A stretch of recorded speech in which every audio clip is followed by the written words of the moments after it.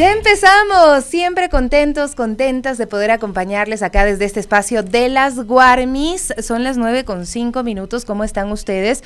¿Cómo están, queridos amigos, amigas? Hoy he recibido algunas novedades acerca del IES, nuestra compañera Steffi nos envió la evidencia de lo que ocurre. 4:30 de la mañana, esta es la cola en los exteriores del hospital IES de Los Valles. ¿Qué es lo que pasa? Que como no hay un sistema eficiente que permita a los ciudadanos y ciudadanas tomar turnos de otra forma que no sea haciendo cola, sin dignidad, personas enfermas, adultas mayores a las 4:30 de la mañana en este frío. Realmente ha estado helado durante estos días, pero esto es lo que tienen que aguantar los ciudadanos y ciudadanas. No es el único hospital donde los ciudadanos tienen que hacer cola a las 4:30 de la mañana para poder obtener un turno. Pasa en la mayoría de los centros de salud del IES. Muy pocos han logrado ser eficientes en el agendamiento de citas, porque no lo permiten hacer de manera virtual, sino las personas tienen que ir de mañanita, porque a veces las agendas de los médicos se abren solamente para 10 turnos y se copan los turnos y bueno, otras veces ocurre que a inicio de mes dan los turnos para todo el mes y pues bueno, luego la gente tiene que aguantarse, ya saben, la espera de 2, 3, 4 meses para obtener un turno, sobre todo en lo que tiene que ver con especialidades. El tema de emergencias es otra cosa que ahí sí quisiera que ustedes nos cuenten cuáles han sido sus experiencias recientes con el Instituto Ecuatoriano de Seguridad Social en lo que tiene que ver al tema de salud. Ahí están las filas, evidencia la inoperancia, la ineptitud. Durante el debate presidencial todos hablaban de la IA, de la inteligencia artificial que va a venir a resolver todos los problemas del país, pero más grave aún es que el candidato presidente se llenó la boca diciendo de que todo estaba bien y que él ya estaba haciendo todo lo que todos los candidatos estaban ofreciendo y que ya el país pues había superado todas estas taras del subdesarrollo, ¿no? Pues parece que no, porque aquí está la evidencia. Lo que pasa es que ustedes no se levantan a las 4:30 de la mañana para obtener un turno. Ustedes, como tienen privilegios, cuando llegan pueden pagar hospitales altas sumas y les atienden inmediatamente. Esto no pasa con la mayoría de los ciudadanos y ciudadanas. Y a mí me da muchísimo dolor de la indolencia de las autoridades, de la inoperancia de las autoridades, de la ineptitud de las autoridades del Instituto Ecuatoriano de Seguridad Social y sobre todo de quienes dirigen las casas de salud.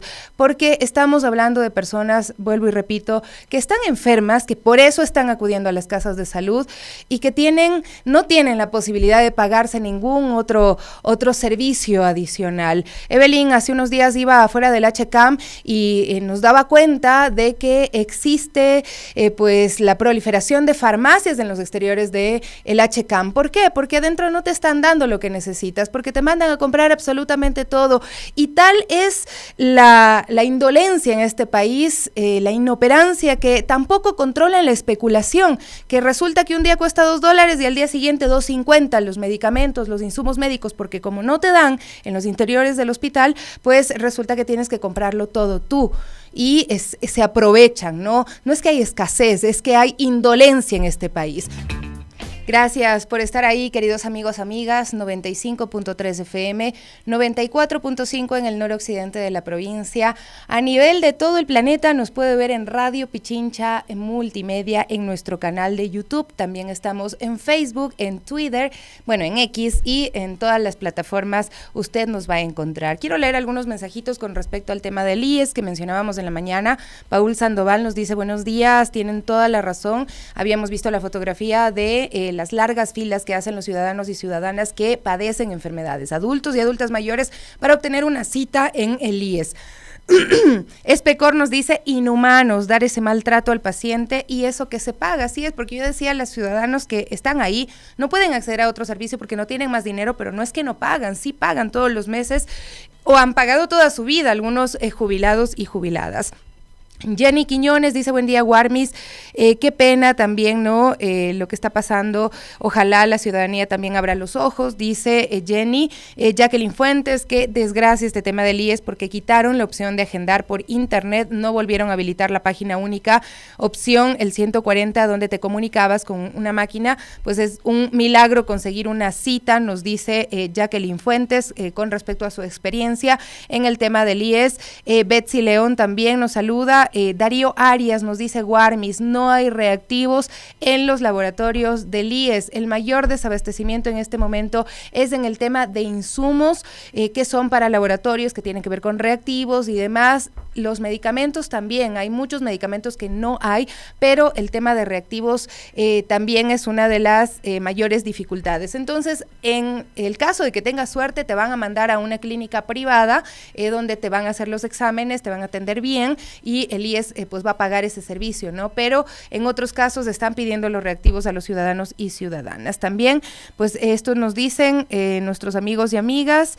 Fren Cisneros dice: sabe que con mi papá hemos asistido al IES, hemos recibido buena atención, lo que sí falta es medicina. Mi querido Fren, nadie cuestiona el trabajo, el profesionalismo de los médicos, de las doctoras, de los enfermeros, de las enfermeras, del personal, porque tienen calidad humana. Sin embargo, pues la parte administrativa, la contratación de los medicamentos, pues está de mal en peor. Están gastando en un montón de otras cosas, entre ellas en publicidad. Usted habrá visto por ahí la cuenta de X del presidente del directorio del IES, pues el señor se promociona y tiene por ahí una publicación que tiene 5 millones de visitas, pero es pagado, ¿no? Y la publicidad en X es carísima. Sin embargo, la realidad de los ciudadanos y ciudadanas es esta: no hay medicina y pues también para obtener una cita tienen que hacer estas colas que no son dignas. Eso no es dignidad. El servicio de salud, el derecho a la salud, pues debe ser ejercido con dignidad. Esa es la base fundamental. Bueno, queríamos hablar también de otro tema. Hoy habíamos invitado, hablamos ayer con el señor Lauro Siccha del Frente de Organizaciones Campesinas de la SUAY para hablar del tema de Loma Larga. Sin embargo, pues no sabemos qué ha ocurrido, hoy no nos contesta. Ayer pudimos hablar un ratito y tratar de entender cuál era la visión también de las comunidades indígenas de Azuay en torno al proyecto minero Loma Larga que prosigue a pesar de una consulta popular que lo rechazó. Tenemos una nota en Mongabay que precisamente habla y da datos acerca de este tema. Por ejemplo, el hecho de que Ecuador intentó hacer una consulta previa, libre e informada a una comunidad indígena afectada por un proyecto minero de la canadiense Dundee Precious Metals. La consulta fue llamada fraudulenta por líderes locales, quienes señalan que se intentó realizarla lejos de la comunidad, a consultar y sin la difusión adecuada. En 2019 y 2021, pues los cantones Cuenca y Girón, donde está la concesión, hicieron consultas populares en las que ganó el no a la minería con más del 80%. Además, un informe presentado en 2024 pues concluye que la actividad minera no es viable por desarrollarse en zonas de recarga hídrica de las que dependen 2 cantones. Y así, pues las imágenes que vimos recientemente, el sábado 11 de enero, el gobierno ecuatoriano intentó hacer una consulta para dar paso al proyecto minero Loma Larga en una zona alejada de las poblaciones de influencia directa y con alrededor de 180 policías y militares armados. Intentaron realizarla de una manera fraudulenta, aseguró precisamente Lauro Siccha, presidente de la Federación de Organizaciones Indígenas y Campesinas del Ecuador. Ayer conversamos con don Lauro, me mandó el siguiente audio que quisiera que escuchemos, que compartamos para tratar de entender también cuál es la visión de las comunidades indígenas y campesinas de las zonas de la SUAY, ¿no? De distintos cantones de Azuay, donde están estas fuentes de agua que realmente dan vida a todo el país.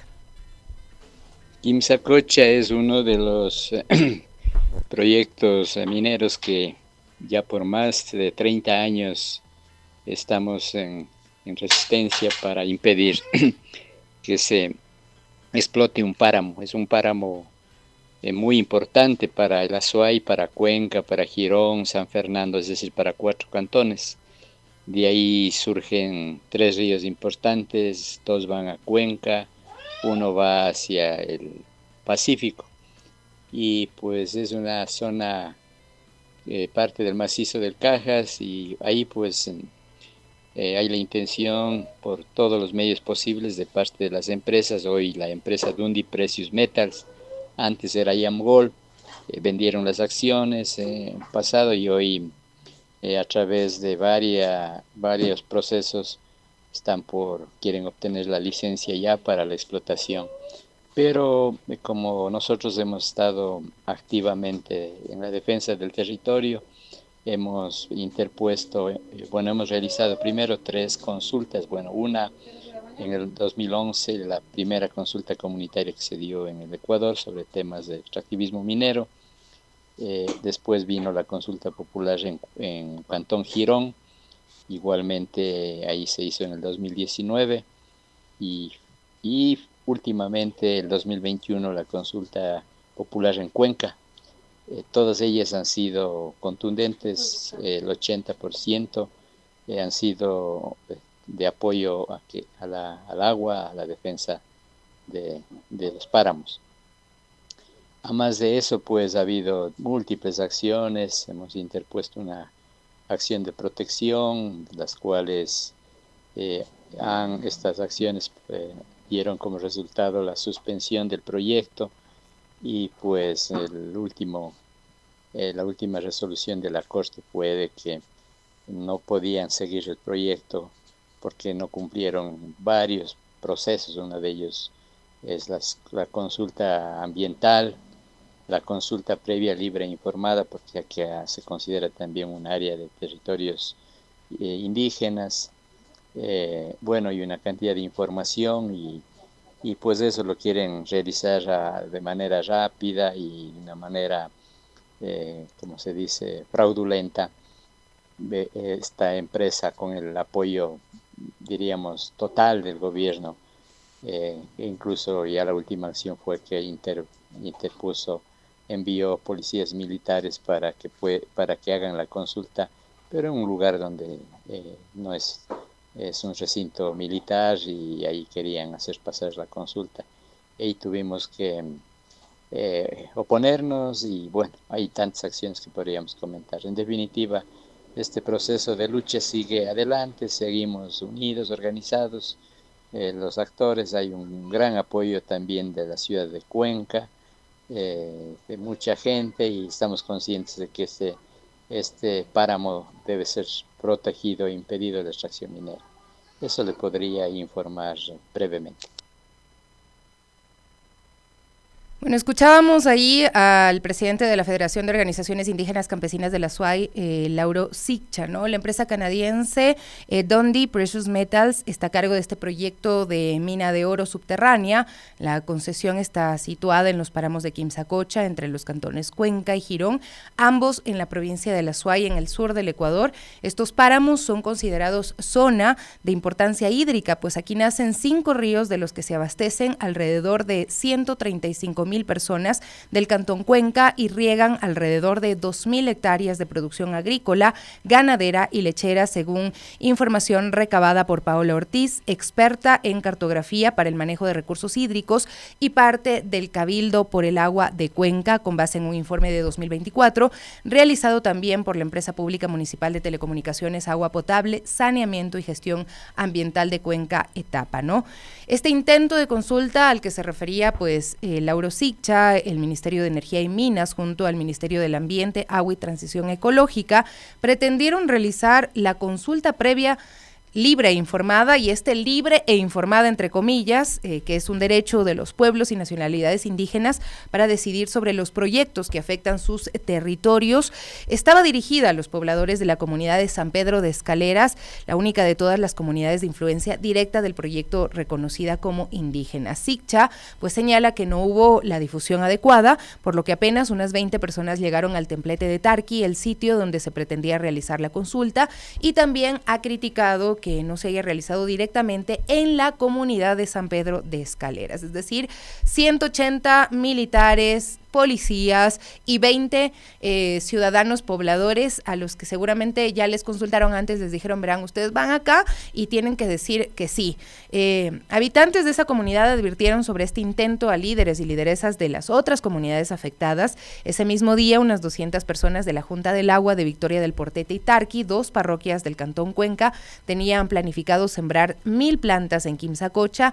Gracias a que estábamos organizados para este evento, pudimos detener el paso de ellos, contó Siccha, ¿no? La Cámara de Minería del Ecuador dijo en un comunicado que el proceso fue suspendido debido a actos de violencia e intimidación verbal. Siccha reconoce que hubo un enfrentamiento verbal, pero descarta que haya existido violencia física. En redes sociales circularon videos de los pobladores cantando en contra de la minería, sin embargo, no hubo los registros de los enfrentamientos que denunciaba la Cámara de la Minería, ¿no? Las autoridades nacionales y cantonales por este tema están enfrentadas.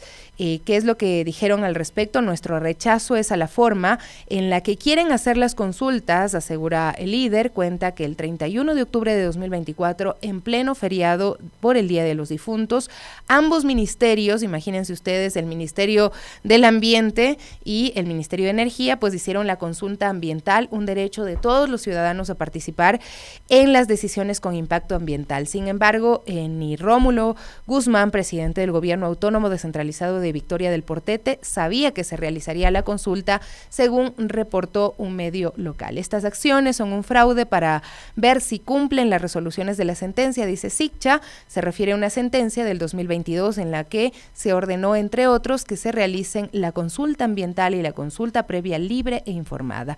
También David Fajardo, abogado ecologista y parte del Cabildo por el Agua de Cuenca, ha explicado que esa decisión entró en conflicto con el resultado de 2 consultas populares de años pasados que prohibieron la minería metálica en Cuenca y Girón. La consulta popular es un mecanismo de democracia directa de cumplimiento obligatorio e inmediato, pero lastimosamente aquí echa la ley, echa la trampa, y ya saben que se pasan las consultas populares lastimosamente y no las respetan, ¿no? En este caso, en el Cantón Girón, el 86.79% de las personas votaron no a la minería en una consulta popular. Nosotros tenemos una posición clarita: las zonas de recarga hídrica y los páramos no nos van a venir a tocar, dijo Cristian Zamora, también alcalde de Cuenca, en un video publicado en sus redes sociales. Además, recordó que la ciudad acaba de pasar la sequía más larga de la historia, por lo que el cuidado de los páramos, que son colchones de agua, es fundamental. Es que tiene coherencia, ¿no? El alcalde también rechazó el intento de la consulta del 11 de enero a través de su cuenta de X.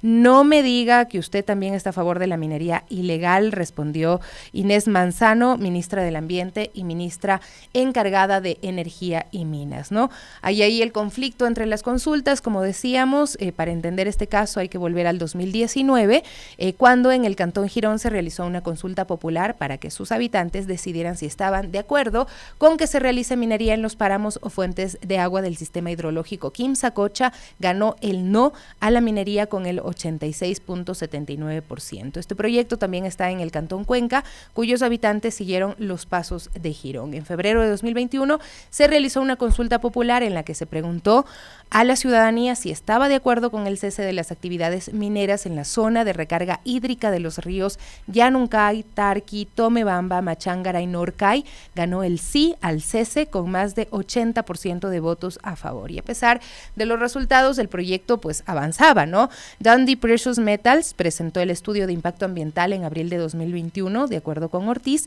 Con este requisito se alistaba para conseguir la licencia ambiental que le permitiría arrancar la fase de explotación. Entonces, en 2022 se planteó una acción de protección, un mecanismo de amparo directo de los derechos reconocidos en la Constitución en contra del Estado ecuatoriano y la empresa minera por la vulneración al derecho a la consulta ambiental y a la consulta previa, libre e informada. Los jueces de la Corte Provincial de Azuay no dicen nada al respecto de las consultas populares, sino que resuelven el caso específicamente al respecto de la consulta ambiental y la consulta previa, libre e informada para pueblos indígenas, y ahí es donde surge este conflicto, según explica, ¿no? Entonces, se habla de que las consultas ambientales no tienen garantías. Para el abogado, el gobierno desarrolló las consultas sin contemplar lo que la Corte Constitucional ha dicho al respecto. Explica que debido a que no hay normativa para aplicar ninguna de las dos consultas, la Corte permitió la aplicación de la consulta ambiental mediante el decreto 754 emitido por el presidente Guillermo Lasso hasta que la Asamblea Nacional elabore el reglamento. Y para ello se debe contemplar una serie de garantías, por ejemplo, ejemplo, consultar no solo las zonas de influencia directa, sino también a las zonas de influencia indirecta, según dijo Fajardo. Al menos 135,000 personas toman agua proveniente de los páramos de Quimsacocha. Y aunque la Corte Constitucional dio paso a la consulta ambiental, no hizo lo mismo con la consulta previa, libre e informada. Esta no puede realizarse porque la Corte Constitucional establece que podrá hacerse únicamente cuando se cuente con una ley orgánica que expresamente regule esta consulta, ha dicho también el experto. No sea cual sea el resultado de las consultas previas que haga el gobierno en el marco de lo ordenado en la sentencia, ninguna está por encima de lo ya decidido en las consultas populares de Cuenca y de Girón. Así es que, ¿qué le ha quedado al gobierno? Militarizar esta zona, entrar por la fuerza a estos sectores, y pues ha sido un tema realmente grave, preocupante, las consecuencias que hemos visto y estos conflictos que podrían incrementarse con consecuencias impredecibles, sin duda. 9:36 a.m. Vamos a hacer una cortísima pausa y regresamos con más de las Guarmis.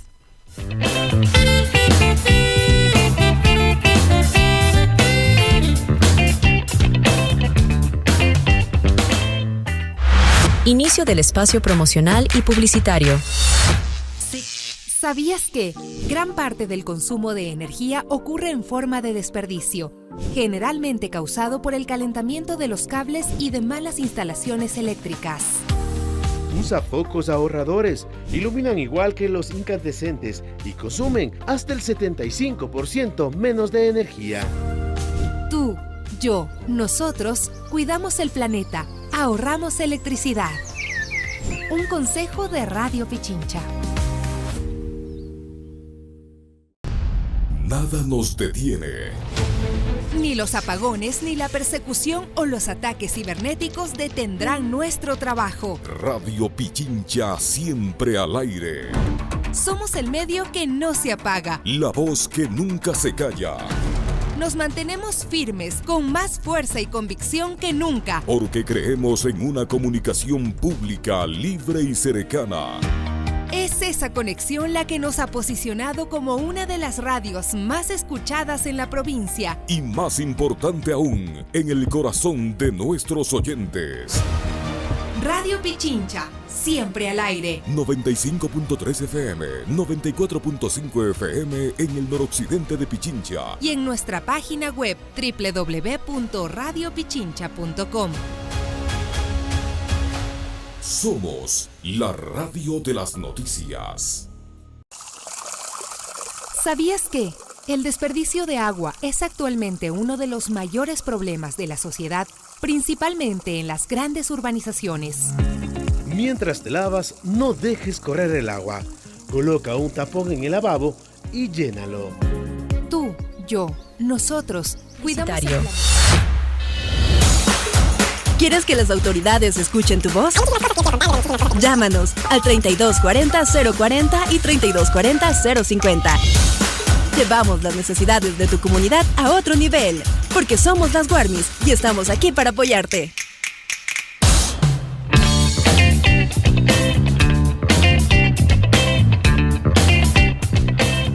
Tenemos más mensajes con respecto al tema del IES. Nargis Narváez nos dice: Sofi, si así está el IES, imagínese cómo está el Ministerio de Salud Pública.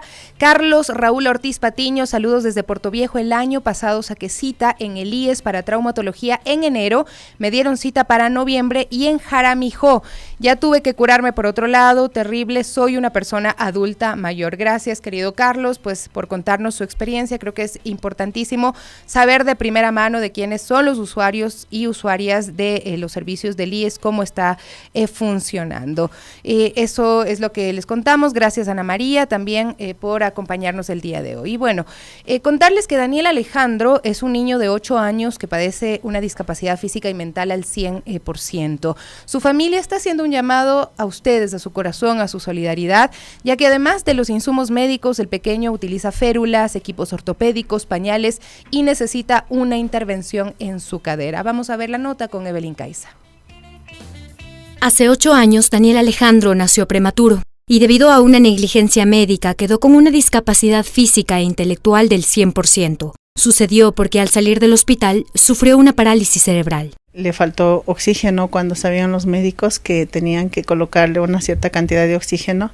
No se la colocaron y hubo un daño cerebral. A lo largo de este tiempo, él no ha podido caminar, hablar, valerse por sí mismo. Necesita una persona que lo cuide todo el tiempo y asiste periódicamente a terapia. La lucha es muy dura, sí, es de todos los días, constantemente, para que a él no se le dañen más sus partes motoras, sea física, intelectual. Ruth es su madre y asegura que si Alejandro deja las terapias, su sistema óseo y muscular se atrofiarían. De hecho, están tratando de conseguir recursos para una cirugía de cadera, cuyo costo bordea los $22,000. Una reconstrucción de caderas en su totalidad que tiene un costo bastante elevado, ya que por medio del Ministerio de Salud, por medio del IES, nos han negado rotundamente este tipo de operación.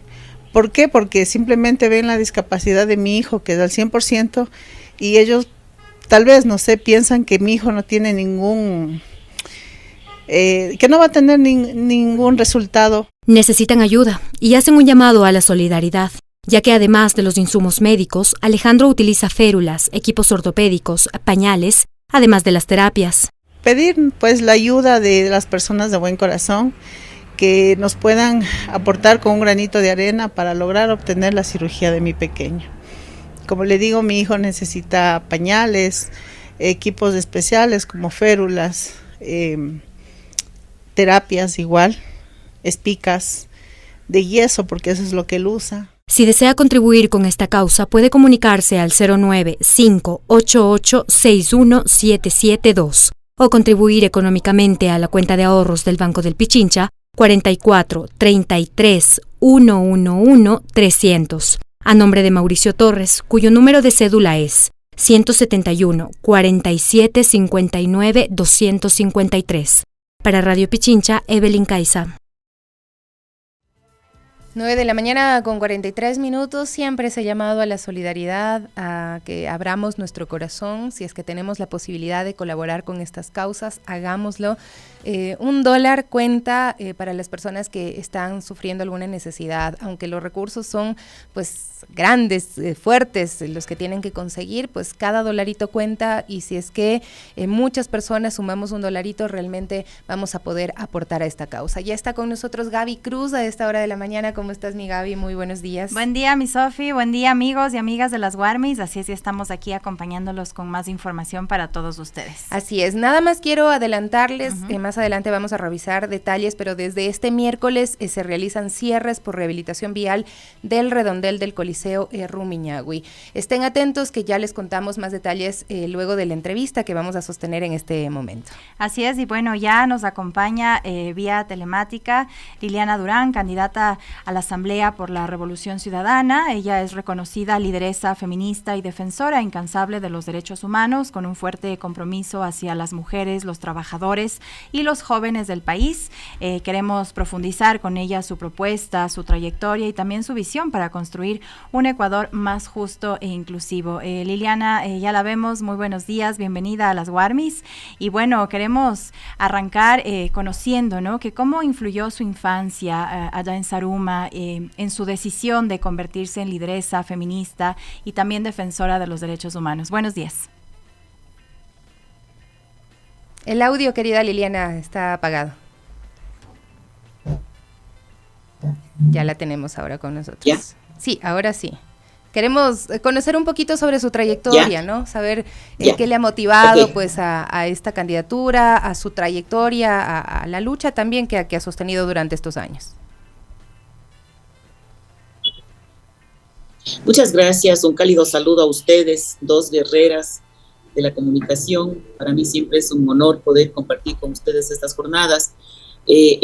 Actualmente me encuentro en Tungurahua, estoy en la ciudad de Ambato, soy candidata nacional y eso me motiva a recorrer el país, a quemar suela, porque ganemos las elecciones con Luisa González a la presidencia. Nací en Zaruma, como muy bien ustedes lo mencionan, en una parroquia rural del cantón Zaruma, en la parte alta de la provincia del Oro, que se llama Abañín. Desde allí tuve mi infancia muy alegre, muy muy dinámica. Ustedes saben que vivir en la ruralidad es totalmente diferente porque uno vive en armonía con la naturaleza, comparte desde un espacio más comunitario en los estudios y en todos los actos de la vida. Cuando tenía cerca de 7 años, mis padres decidieron cambiar de residencia hacia la ciudad de Cuenca por temas de estudios. Llegué a 2º grado de escuela a Cuenca, me matricularon en la escuela 3 de noviembre, en ese momento se llamaba de esa manera, escuela 3 de noviembre, una escuelita fiscal, muy bonita en la ciudad de Cuenca, y ahí me desarrollé, terminé mi primaria, y posteriormente me inscribí para estudiar el bachillerato en el Colegio Bilingüe Interamericano de la ciudad de Cuenca. Mi bachillerato lo obtuve en secretariado bilingüe y posteriormente pues inicié mi universidad. Luego, por temas socioorganizativos, cuando cumplí 18 años, comencé a trabajar. Por ventaja, el colegio siempre tenía sus bachilleratos que eran muy reconocidos a nivel del secretariado, y eso hizo que inmediatamente que terminé el bachillerato participé en un concurso y gané el concurso y entré a trabajar en una empresa privada, y ahí comenzó mi vida profesional de alguna manera y también mi vida socioorganizativa. Uh-huh. Inicié un proceso de capacitación desde la empresa. Me motivaron a participar en un proceso de capacitación en el Servicio Ecuatoriano de Capacitación Profesional, un curso de ejecutivo para especialización de alguna manera en secretariado ejecutivo moderno. Inicié ese curso y conocí a una instructora, mi maestra, la verdad, María Eloisa Vallejo, quien me motivó a vincularme a la organización. En ese momento me vinculé a la Asociación de Secretarias y Oficinistas de la SUAY, y posteriormente pues fuimos impulsando la conformación de asociaciones provinciales. Alcanzamos a 15 provincias y iniciamos el proceso de conformación de la Federación de Secretarias y Oficinistas de la SUAY. Ahí empieza su vida como comunitaria, de construcción comunitaria, Liliana. Y pues, ¿cómo ha sido esto de dedicarse a la promoción de derechos? Sí, precisamente cuando decidí vincularme a la Asociación de Secretarias, era por un objetivo. Había anteriormente una organización que tenía muchos años de existencia, pero una organización que se dedicaba más a promocionar la elección de la secretaria, de las reinas de las secretarias. Era una organización más social, que siempre se reunían para tomar el té, para jugar canasta y ese tipo de cosas, pero veíamos un vacío como secretarias y oficinistas en nuestros niveles de trabajo. Veíamos un espacio en donde no teníamos posibilidad de levantar la voz y defender nuestros derechos como secretarias y oficinistas. Ahí inicia mi proceso para caminar hacia la necesidad de promover una organización que vele por los derechos de las mujeres secretarias y oficinistas. Secretarias éramos en el nivel privado y oficinistas eran denominadas quienes trabajaban en el sector público. Por esa razón organizamos a las secretarias y oficinistas. Ese espacio nos permitió llegar a la organización sindical. En esa época nos vinculamos pues nosotras como organización a la Confederación Ecuatoriana de Organizaciones Sindicales Libres, a la CEOLS, desde la provincia de La Suay a la Federación Provincial, y fuimos avanzando hacia la nacional. Siempre pensando en la necesidad de velar y proteger, luchar por los derechos de las mujeres, que teníamos el ámbito laboral en las oficinas. Así empezamos, así empecé.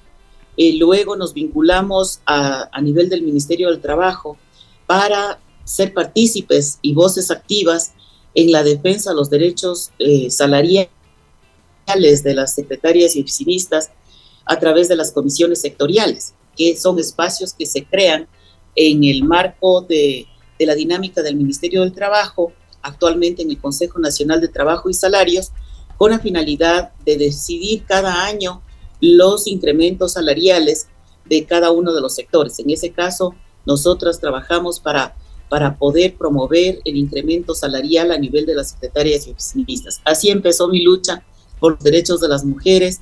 Luego, por los años 90, me vinculé al Foro Permanente de las Mujeres Ecuatorianas, en donde el trabajo era mucho más específico por luchar por una agenda para promover el liderazgo, promover el empoderamiento de las mujeres, y posteriormente pues trabajamos en el marco de la Conferencia Mundial de Beijing, recordarán ustedes, en el año 95, en donde logramos, con la participación de los diferentes sectores de mujeres más las representantes de los estados, parte que se reunieron en Beijing, y allí surgió una agenda integral para trabajar por los derechos humanos de las mujeres en general, en el ámbito político, en el ámbito social, en el ámbito económico, en todos los ámbitos. En el ámbito político, promover la participación de las mujeres, y eso precisamente nos motivó a caminar rápidamente cuando se dio el proceso en 1997-98, al proceso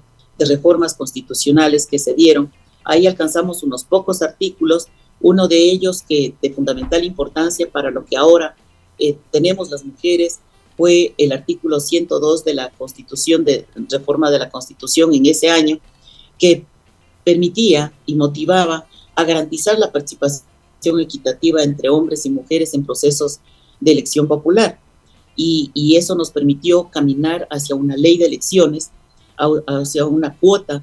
Cuando se reformó la ley de elecciones por los años 2000, nosotros logramos incorporar 5 artículos que se convirtieron en nuestra ley de cuotas, 5 artículos que permitieron la participación de las mujeres. Iniciamos con una cuota del 30% y fuimos avanzando hasta alcanzar la paridad y la equidad en la participación política de las mujeres hacia el año 2007, cuando se dio el proceso constituyente. Ya nosotros llegamos en las elecciones para el proceso constituyente, llegamos ya en paridad y llegamos en participación equitativa, al 50-50 entre hombres y mujeres, pero siempre nuestra lucha estaba en torno a que ya alcanzamos la cuota, pero siempre la dificultad del nudo crítico era lograr que en ese tiempo el Tribunal Supremo Electoral respete lo que decía la normativa, que era la participación de las mujeres de manera alternada y secuencial. Siempre estábamos sometidas al libre criterio de los partidos políticos, que consideraban que la alternabilidad era 5 hombres, 5 mujeres, o que todos los principales eran hombres, y luego nos ponían la capa de mujeres como alternas. Es decir, no nos daban posibilidad de llegada. Luego, en el proceso constituyente, para el proceso constituyente, logramos que se incremente un software que fue súper importante, porque este software nos obligaba a que los partidos políticos inscriban las listas ya de manera paritaria y alternada y secuencial. Eso significaba, si empezaba la lista con una mujer, iba un hombre, una mujer, un hombre, una mujer, de la misma manera en los alternos, y eso nos dio posibilidad de llegar. Todo lo que tenemos ahora, la presencia fuerte de mujeres en las candidaturas, no es de gratis, es consecuencia de la lucha del movimiento de mujeres. Cuando alguien dice, gracias a mí tienen tal cosa, mentira, es una gran mentira, porque todo esto es consecuencia de la lucha y la tenacidad de las mujeres, de la perseverancia de las mujeres, de los diferentes momentos que nos hemos jugado hasta la vida, nos ha significado lágrimas para poder conseguir que ahora se vea muy natural la participación de las mujeres, y hemos ido avanzando, porque ya para el año 2020 logramos reformas en el Código de la Democracia, con la finalidad de que se reconozca también por cuotas la participación de las y los jóvenes, y especialmente de las jóvenes, de las mujeres, y precisamente por eso ahora vemos muy naturalmente que hay muchas listas presididas por jóvenes, hay muchas listas la mayoría de las listas casi están presididas por mujeres. Ahora tenemos una candidata a la presidencia. Hemos logrado también que los binomios sean paritarios. Si es que preside un hombre, tiene que obligatoriamente ser una mujer quien le acompañe en el binomio.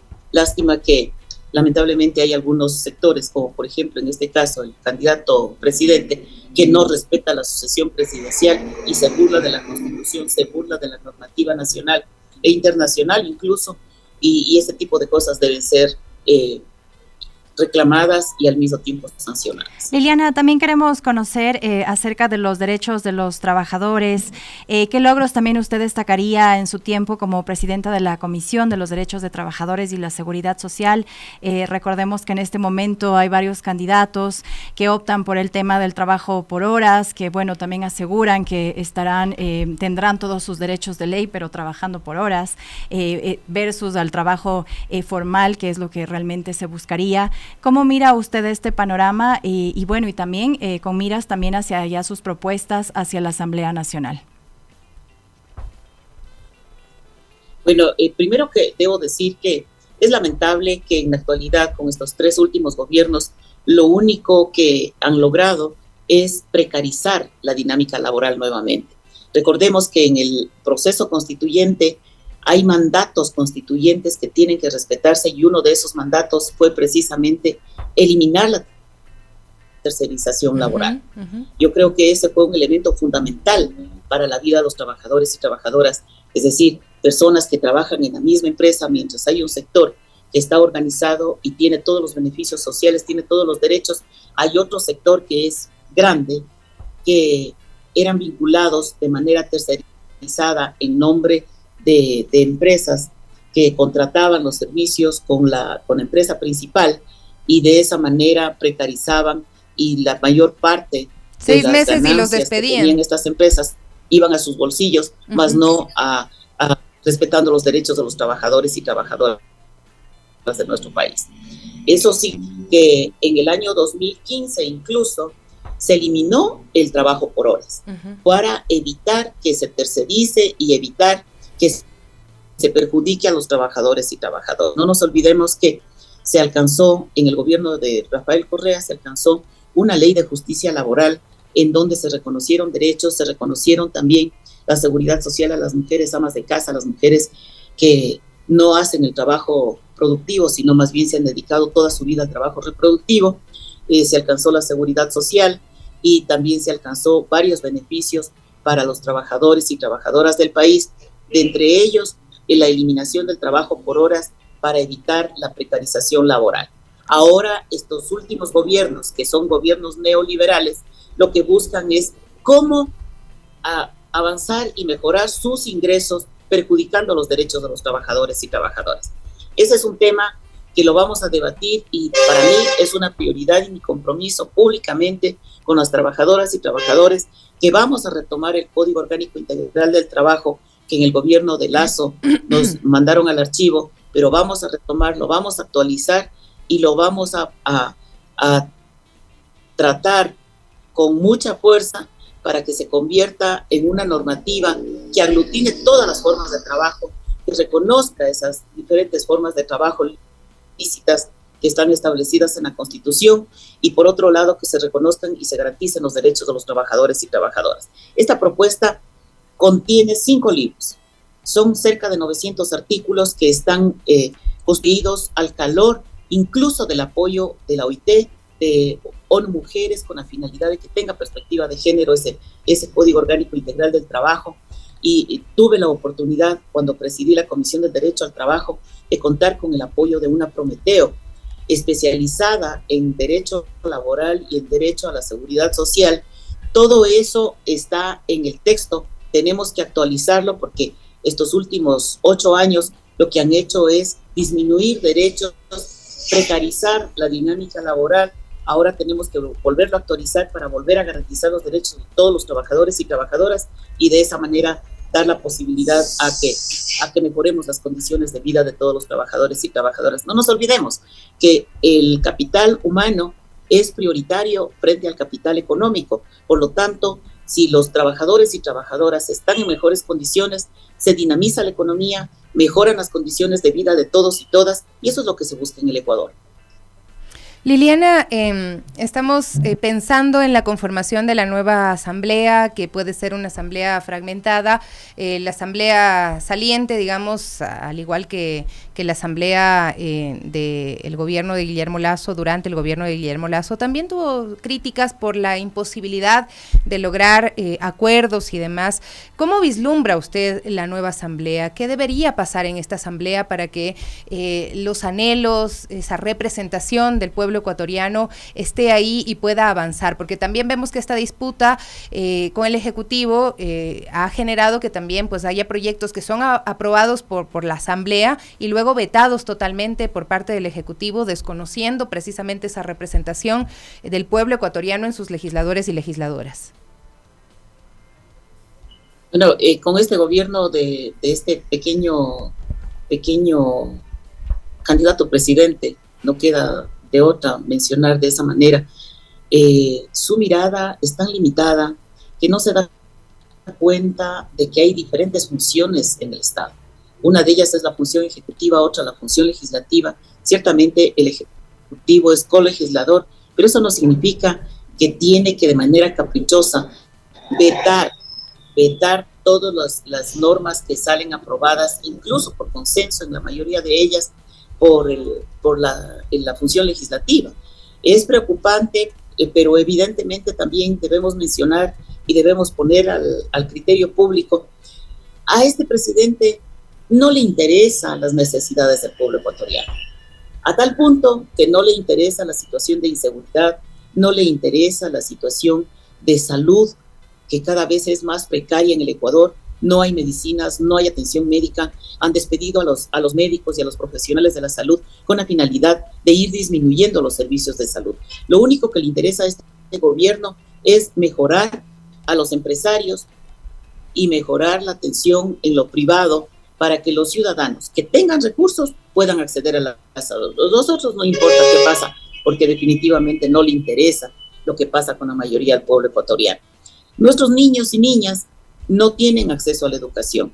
Nuestros niños y niñas, muchos de ellos estamos hablando de cerca de 200,000 niños que no pudieron acceder a las aulas porque los padres y madres no tienen los recursos para poder llevar a los guaguas a la escuela, que ahora les significa comprar útiles, comprar uniformes, tener para las colaciones, porque todos los beneficios sociales que se impulsaron desde el gobierno de la Revolución Ciudadana con Rafael Correa Delgado, lamentablemente los han ido disminuyendo y los han ido eliminando de la política pública. Necesitamos recuperar la patria, necesitamos recuperar la esperanza, y eso significa, amigos y amigas, a través de este medio de comunicación, les quiero invitar a que no solamente vayamos el 9 de febrero a dejar el voto, vayamos a decidir por nuestra patria, a decidir nuestro futuro, a decidir que queremos un país de oportunidades, y eso significa que tenemos que trabajar, que tenemos que reflexionar. Están circulando las propuestas de nuestra candidata a la presidencia, Luisa González. Revisen las propuestas y vayan con plena conciencia a consignar el voto, pensando en el futuro de sus familias, de sus guaguas, que necesitamos mejorar las condiciones de seguridad de nuestro país, y por esa razón quiero invitarles a todos y todas a que votemos todos 5, y de esa manera vamos a llegar a poner en la Asamblea una mayoría que permita trabajar de la mano con el Ejecutivo, con Luisa González en la presidencia, con la finalidad de que podamos efectivamente recuperar este país y revivir esta patria morena. Ese es nuestro objetivo. Así es que les invito a todos y todas a que reflexionemos y vayamos a votar con el corazón en la mano, y hagamos de que esta patria recupere sus oportunidades y recupere las posibilidades de tener mejores condiciones de vida para todos y todas. Muchísimas gracias a Liliana Durán, candidata asambleísta por la Revolución Ciudadana, quien nos acompañaba esta mañana hablando acerca de sus propuestas para la Asamblea Nacional. Muchísimas gracias, Liliana. A usted muchas gracias. Gracias por la oportunidad. Un cálido saludo a todas las personas que nos acompañaron a través de este medio de comunicación. Guarmis es un programa muy lindo porque permite reflexionar desde el punto de vista de las mujeres, de los hombres, que piensan también de que las mujeres y la participación de las mujeres es importante. Por lo tanto, muchas gracias y sigan adelante. Éxitos en su programa. Gracias, querida Liliana, y bueno, también saludos a Kanga Ubiteri, que es el candidato asambleísta suplente, junto a Liliana Durán Aguilar. Vamos a hacer una cortísima pausa y regresamos con algunas noticias de interés ciudadano, temas de comunidad y también otros temas de coyuntura internacional, pero que nos convocan, que también debemos considerarlos. Volvemos enseguida.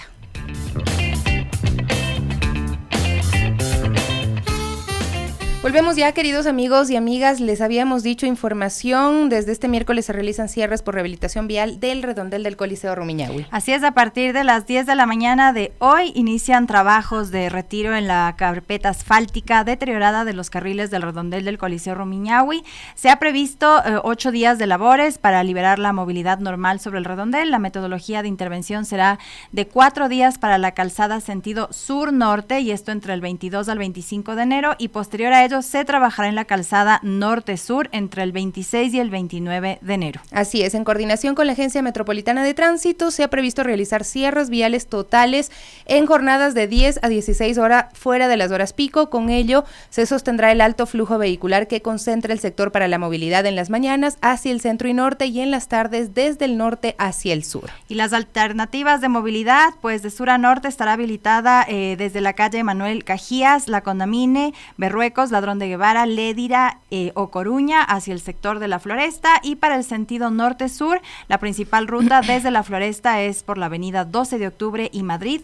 Adicional, la Agencia Metropolitana de Tránsito gestionará el contraflujo en rutas que sea necesario para agilizar el tránsito. Y al finalizar estos trabajos, pues se programa la intervención final de los carriles sur-norte del puente sobre la avenida Velasco Ibarra en el tramo del Coliseo Rumiñahui, mismo que se prevé ejecutar durante 10 días a partir del 30 de enero. Los cierres y rutas alternas se informarán a tiempo para que la ciudadanía tome precauciones. Importantísimo, pues, tomar en cuenta este tema. Y vamos a Estados Unidos, porque ayer, pues, una obispa retó a Donald Trump y pues hubo ahí caras que no sabían cómo asumir el discurso de la obispa, que hablaba de misericordia, que le decía a Donald Trump: la gran mayoría de migrantes no es criminal, tenga misericordia. Tras la investidura del presidente de Estados Unidos, Donald Trump, que asistió junto a su familia y otras personas a esta ceremonia religiosa en la Catedral Nacional de Washington, la obispa Marianne Edgar Booth dio un sermón que impactó a los asistentes de la misa y que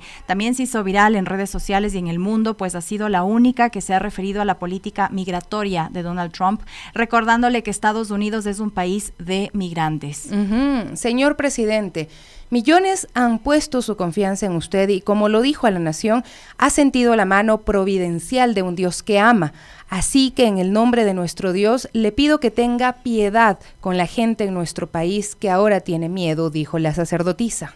Así es, y bueno, Trump estaba sentado en primera fila junto a su esposa, y mientras escuchaba la homilía, el ahora mandatario estadounidense trataba de mirar hacia otro lado mostrando su incomodidad, y pese a ello la obispa continuó y le recordó que los migrantes trabajan en cultivos, en granjas, en empacadoras de carne, limpiando edificios y oficinas, lavando platos, y además subrayó: puede que no sean ciudadanos o que no tengan documentación adecuada, pero la gran mayoría de los inmigrantes no es criminal. Con una voz calma y desde el podio del altar, Marianne Edgar Booth subrayó que los migrantes pagan impuestos y son buenos vecinos, e incluso enfatizó que son miembros fieles de la iglesia. Así que tenga piedad, señor presidente, agregó. Y la obispa aseguró que en las comunidades de los Estados Unidos, a partir de los anuncios de Trump, los niños ya tienen miedo de que migración se lleve a sus padres, que finalizó la sacerdotisa: pues nuestro Dios nos enseña que debemos tener misericordia con el extranjero, porque todos en algún momento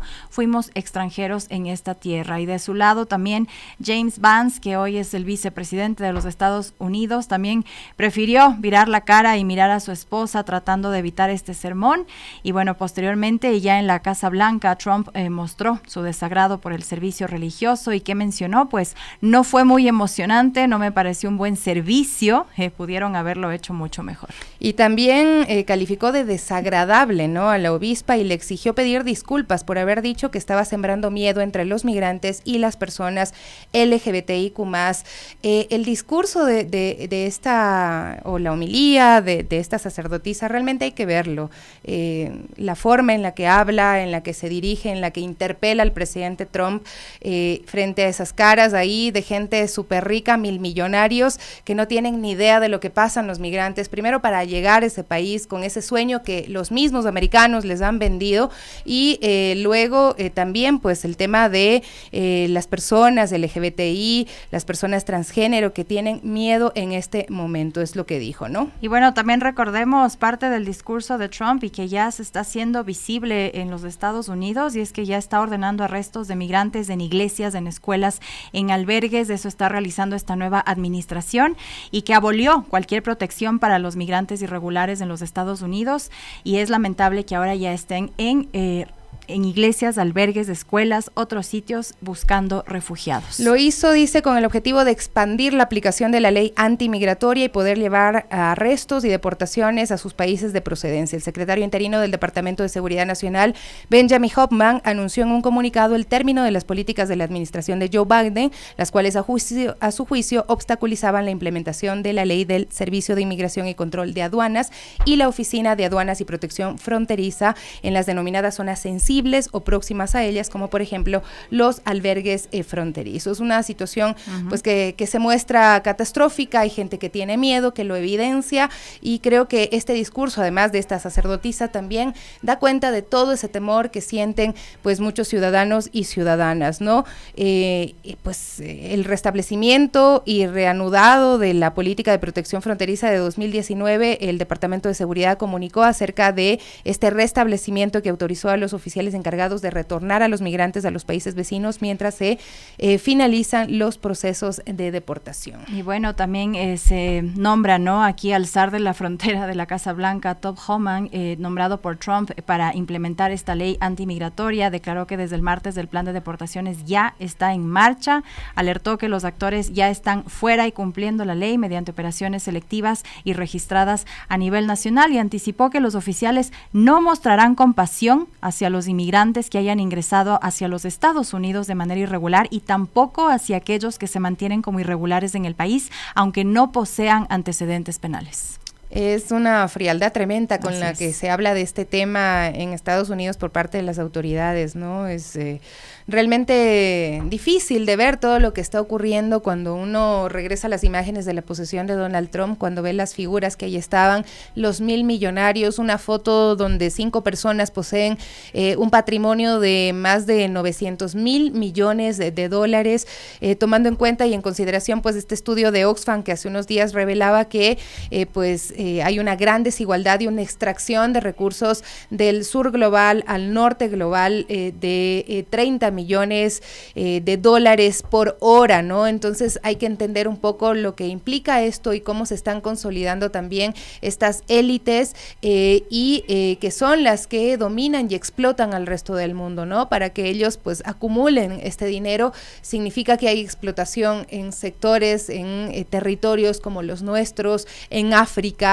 y que se mantienen estos procesos que es muy similar a la colonización, no solo que ahora en tiempos modernos. Vamos a hablar de otro tema el día de hoy, con nuestra compañera Evelyn Caiza, que en este momento también pues se ha dirigido a una rueda de prensa en la que se da a conocer sobre esta decisión del Comité de Derechos Humanos de la ONU, que ha condenado a Ecuador y Nicaragua por negar el acceso a la interrupción del embarazo a niñas sobrevivientes de violencia sexual. Pues estas decisiones sin duda marcan un hito global al obligar a los estados a garantizar los derechos reproductivos y prevenir las maternidades forzadas. Gaby, ayer ya teníamos pues un adelanto de lo que nos decía Milagro Valverde, pues asesora legal del Centro de Derechos Reproductivos. También hablaba de las oportunidades que tiene la Corte Constitucional en el Ecuador de cumplir las sentencias internacionales, de proteger a las infancias, porque cada día en que el aborto pues es penalizado aquí en el Ecuador, pues más niñas se enfrentan a la historia de Norma, ¿no? Una niña que sufrió abuso sexual por parte de su padre biológico, que no fue informada de sus derechos, su vida corría riesgo y sin embargo fue obligada a parir y fue obligada luego a criar a ese niño porque tampoco se le informó la posibilidad que tenía de ponerlo en adopción. Entonces, pues todo esto ha sido analizado, según nos decían ayer, por la Organización de Naciones Unidas, el Comité de Derechos Humanos de la ONU, con respecto a este caso, y se obliga al Ecuador a reparar a Norma, pero también a prevenir que más casos como el de esta niña sigan ocurriendo en el Ecuador. También queremos destacar cifras del Ministerio de Salud Pública y que la nota también la pueden encontrar en Radio Pichincha, y es que 2.756 embarazos en niñas de 10 a 14 años se registraron en 2024 en nuestro país. En promedio se confirma que cada día 7 niñas quedan embarazadas, y de esta cifra 464 menores dieron a luz en hospitales de la red de salud, es decir que este dato incluso no contempla quienes estuvieron en casas de salud del IES, en clínicas privadas, incluso en sus domicilios, así que esta cifra de casi 3.000 embarazos en el 2024 en niñas podría ser aún mayor, Sofía. Así es, son cifras gravísimas que muestran además el impacto en la salud física. Un estudio del Observatorio de Salud Reproductiva de Guatemala destaca que el embarazo en niñas de 10 a 14 años tiene repercusiones en la salud como preeclampsia, anemia, infecciones del tracto urinario, complicaciones del parto, problemas del crecimiento intrauterino, parto prematuro y recién nacido de bajo peso, ¿no? De hecho, en Ecuador se registran las siguientes complicaciones en niñas, casos de hemorragia obstétrica, infecciones en el embarazo, complicaciones no especificadas 391, 49 partos prematuros y 14 trastornos hipertensivos, ¿no? Este último puede ser causa de muerte. Así es, y bueno, también tenemos los números que les mencionábamos alarmantes de partos de niñas de 10 a 14 años en el 2024, fue un total de 464, pero también una cifra muy alarmante del número de abortos. Esto también es de 105, y recordemos que a veces estos procedimientos se lo realizan en la clandestinidad sin realmente resguardando los derechos de estas niñas. Y bueno, también en estas cifras es que otro dato alarmante es que 2 niñas de estos casos atendidos por el Ministerio de Salud presentaron ya el virus de inmunodeficiencia humana, el VIH, que ataca y destruye las células del sistema inmunitario. Y recordemos que el VIH causa el síndrome de inmunodeficiencia adquirida SIDA, que es la fase ya más avanzada de esta infección. Así es que no es un tema menor, es un tema muy serio, muy grave. Por tanto, el Comité de Derechos de la ONU pues ha nombrado todas las vulneraciones que se tuvo en el caso de Norma, cómo esta niña tuvo que pues ver truncado todo su proyecto de vida, y además pues la justicia tampoco ha sido coherente con la violación que sufrió. Evelyn Kais está con nosotros para contarnos más detalles de lo que es esta rueda de prensa. ¿Qué tal, compañeros, amigos? Buenos días, qué gusto saludarles. Esta mañana nos encontramos en el Hotel Dan Carton, en donde en pocos minutos se va a realizar la rueda de prensa sobre las decisiones de la ONU. Esto a propósito de las condenas en los casos del movimiento regional Son Niñas No Madres. Y es que lo que sucedió es que el Comité de Derechos Humanos de la ONU ha condenado a Ecuador y Nicaragua por violaciones a los derechos de 3 niñas sobrevivientes de violencia sexual. Esta decisión reconoce que las niñas deben ser eso, niñas, no madres. La resolución exige a los estados implementar medidas de reparación y de no repetición, abriendo un camino hacia la justicia para miles de niñas en todo el mundo y sentando un precedente significativo en la jurisprudencia internacional. Nosotros vamos a continuación a recoger testimonios de las invitadas, de las panelistas que van a estar en este importante evento, y precisamente nos encontramos con ellas ya. ¿Cómo estás? Muy buenos días. Cuéntanos un poquito cuál es la reacción sobre estas sentencias históricas que se dieron. Hola, buenos días. Bueno, estamos muy contentas celebrando efectivamente este triunfo de las niñas y estas condenas tanto al Estado de Ecuador como de Nicaragua, ¿no? porque efectivamente creemos que esto va a generar un cambio histórico, ¿no? Las niñas han demostrado que la maternidad forzada es una grave violación de los derechos humanos, ¿no? Y han generado una decisión que permite que los estados y que obliga a los estados a modificar sus normativas para garantizar el acceso al aborto sin barreras, sobre todo para sobrevivientes de violencia sexual infantil, ¿no? Así es. ¿Cuáles serían los precedentes que se van a sentar y qué es lo que se espera también en un futuro que se apliquen? Porque muchas veces en estos temas suelen quedar en eso, ¿no? En precedentes, pero se vuelve a repetir. Claro, ahora la idea efectivamente es que el Estado tiene la obligación de generar varias medidas, digamos, para hacer, digamos, que el sistema de protección sea efectivo, por ejemplo, para las víctimas de violencia sexual, que el sistema de justicia garantice el acceso a la justicia, pero también que las niñas, adolescentes, mujeres, víctimas y sobrevivientes de violencia sexual accedan al aborto sin ninguna barrera. Esto implica que tanto la Corte Constitucional, digamos como la Asamblea Nacional, tiene la obligación de reformar la ley de aborto por violación para eliminar cualquier barrera de acceso y para garantizar, como ha dicho el comité, que todas las mujeres, niñas y personas gestantes puedan acceder a un procedimiento de aborto en este caso.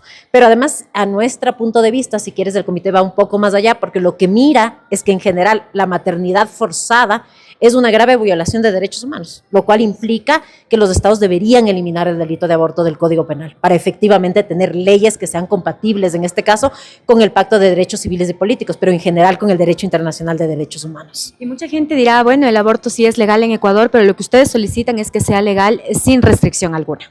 Lo que nosotros solicitamos es que no existan barreras de acceso, digamos, al aborto por causal violación, que justamente es lo que la Corte reconoce que existió en el caso de Norma, ¿no? Incluso hay una parte donde la Corte analiza que Norma debió haber accedido dentro de las causales legales y que no lo hizo, que le negaron el derecho a la información, que le negaron el derecho al acceso concreto, ¿no? Entonces, lo que ahora hay que hacer es hacer que esta ley efectivamente se cumpla y que no tenga barreras. Entonces, esa es justamente la demanda, ¿viste?